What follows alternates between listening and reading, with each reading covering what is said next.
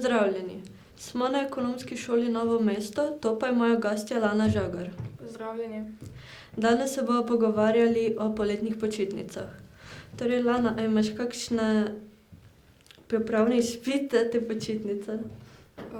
Na srečo ne, sem pa mislila, da bo geografija, ker sem pisala test, ampak se je izkazalo, da bo imela pozitivno, zato ne. Kakšne pa imaš kaj plane te počitnice? Konec junija bom šla na vojaški tabor za en teden. Mogoče bom šla kam delat, to je moj cilj. In gasilski tabor za en teden, potem pa še morje definitivno. To je bilo za zdaj vse, nadaljujemo po oglasih. Leto žena nisva bila čisto usklajena, kam na dopust. Jaz sem hotel v hribe, žena pa kot vedno na morje, a ne? Na koncu sva se pač oba mal prilagodila in smo šli na morje. Prilagodljivi paketi T2. Pozdravljeni nazaj. To je moj nov gost, Anton Jakob Goričar. Dober dan. Torej, če bi lahko šel kamorkoli na svetu na počitnice, kam bi šel?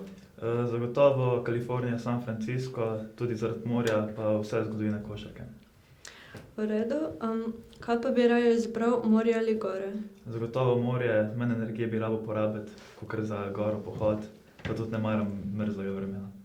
V redu, to je bilo za zdaj vse, nadaljujemo po oglasih.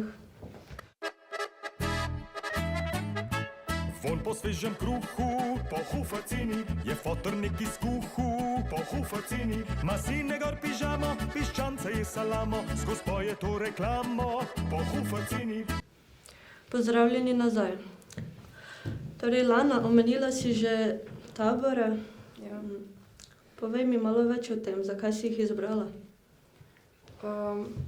Vojaški tabor, ne vem, pač športnica sem, že tako ali tako treniram rokomet in ena nova izkušnja več, probat bi šla.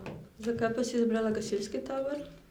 Ja, to pa v bistvu sem že v enem prostovoljnem gasilskem društvu, ne, in ena izkušnja več tudi in ja.